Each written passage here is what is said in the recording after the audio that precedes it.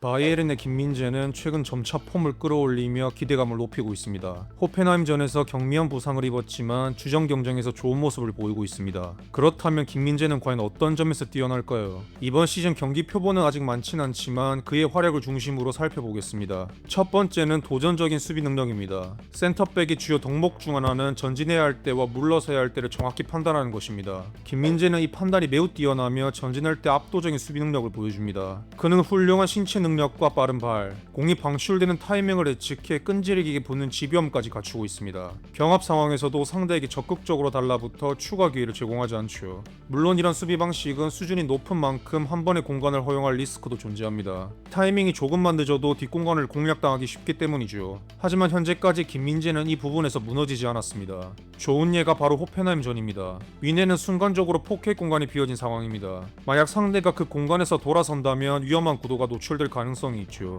그러나 김민재는 이를 누구보다 빠르고 선제적으로 방어합니다. 상대가 패스를 시도하는 순간 공격수는 아직 준비하지 않았지만 김민재는 이미 스프린트를 시작하고 있습니다. 판단과 결정 그리고 행동까지 이어지는 일련의 속도가 매우 빠릅니다. 결국 볼을 끊어내며 소유권을 되찾는 데 성공했죠. 해당 장면도 마찬가지입니다. 상대가 터치하는 순간 몸과 공이 분리될 때를 노리죠. 김민재는 빠르게 달라붙어 상대의 중심을 무너뜨리고 공을 되찾아옵니다. 타이밍을 정확히 예측하는 능력이 돋보이죠. 라이프치히전에서 어시스트를 기록한 장면도 같은 맥락입니다. 넓은 뒷공간을 노리는 롱패스가 아닌 숏패스 시도를 미리 읽어냅니다. 공이 발끝을 떠나는 순간부터 이미 스프린트를 시작했죠. 공격수가 예상치 못한 타이밍에 과감하게 튀어나옵니다. 결국 볼을 직접 박스까지 운반해 상대 수비를 최대한 끌어당긴 뒤 케인에게 어시스트를 성공시킵니다. 즉 김민재의 도전적인 수비 능력은 위넨의 핵심 요소입니다. 높은 수비 라인을 유지하며 경기 운영을 가능하게 만들죠. 두 번째는 뒷공간을 예측하는 수비 능력입니다. 도전적인 수비도 중요하지만 뒤로 물러나면서 상대를 읽고 예측하는 수비 역시 핵심입니다. 뒷공간으로 향하는 패스를 예측해 빠르게 볼을 끊어내는 움직임이죠. 또한 중심을 뒤에 두고 상대를 원하는 방향으로 몰아가는 데 능합니다. 바로 미국전에서 이러한 수비 역량이 드러났습니다. 그는 데스트에게 곧장 붙지 않고 물러서면서 전체 진영을 관찰했습니다. 도전적인 수비를 할지 아니면 뒤로 물러서 균형을 유지할지를 판단하기 위해서죠. 만약 무리하게 도전했다면 2대2로서 위험한 상황에 놓일 수 있었습니다. 하지만 그는 물러서면서 동시에 스루 패스 경로까지 차단해냈습니다.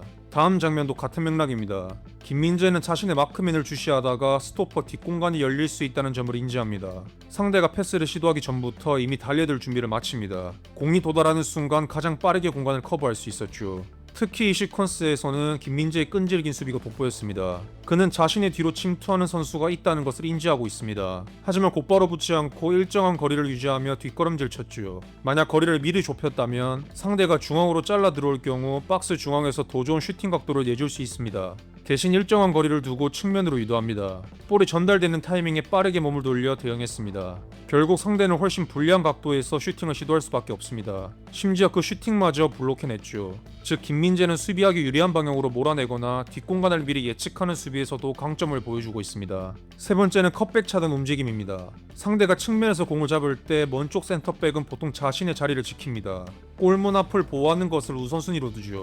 하지만 김민재는 컷백을 차단하기 위해 이런 원칙을 깨는 데도 능숙합니다. 해당 장면을 보면 보통 먼 쪽 센터백이라면 일자 라인을 유지하면서 뒤로 후퇴했을 겁니다. 중앙을 방어하거나 크로스를 막기 위해서죠. 하지만 김민재는 자신의 뒤를 침투하는 공격수가 없다는 것을 인지했습니다. 유일한 컷백 선택지를 제한하기 위해 과감하게 자신의 영역을 버렸죠. 곧바로 공간을 좁혀 들어가 직접 슈팅을 차단해낼 수 있었습니다. 언뜻 단순해 보일 수 있지만 이는 매우 수준 높은 수비입니다.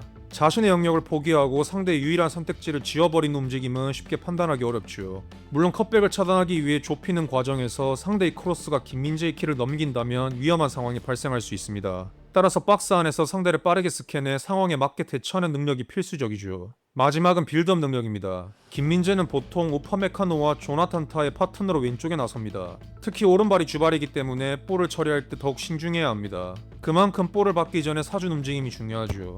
일반적으로 골키퍼에게 볼이 전달될 때 빠르게 옆으로 내려와 몸을 연 상태에서 볼을 받아야 합니다. 상대의 압박이 들어올 때 조금만 늦어도 등을 쥐고 공을 받을 가능성이 생깁니다. 몸이 닫힌 상태에서 볼을 받는다면 빌드업 실패 확률이 높아지죠. 특히 오른발잡이 센터백에게는 이 부분이 더욱 까다롭습니다. 하지만 김민재는 이 부분에서 매우 훈련되어 있습니다. 볼이 노이어에게 전달되는 순간 김민재는 전력 질주로 그의 옆으로 이동합니다. 패스 각도를 만들기 위해서죠. 상대 압박이 오더라도 몸을 연 상태에서 볼 전개가 가능합니다. 다음 장면도 마찬가지입니다.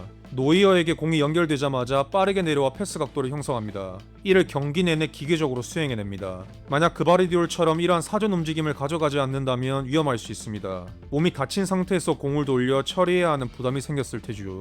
즉 김민재는 미리 위치를 선점해 빌드업을 이어가는 능력을 보여주고 있습니다. 그는 볼을 배급하는 능력도 뛰어납니다. 물론 키미와 파블로비치 그리고 내려오는 케인의 존재 때문에 후방에서 존재감을 발휘하지는 못합니다. 기교를 부리기보다는 최대한 빠른 템포로 이들에게 공을 전달하며 팀의 리듬을 살리고 있습니다. 콤파니가 요구하는 역할을 거의 실수 없이 충실히 수행해내고 있죠. 하지만 기회가 생겼을 때는 적극적으로 롱볼도 구사합니다. 아웃사이드로 정확한 오른쪽 전환 패스를 시도하거나 손흥민에게 뒷공간 패스를 보내는 모습도 종종 볼 수 있었습니다. 즉 김민재는 감독의 주문에 따라 다양한 빌드업을 구사할 수 있는 뛰어난 수비수입니다. 경기 표본이 아직 많진 않지만 점점 폼을 끌어올리며 주전 경쟁을 하고 있는 만큼 앞으로 더욱 기대되는 김민재 선수입니다. 다음 분석에서는 리버풀의 흐라벤베르를 살펴보도록 하겠습니다.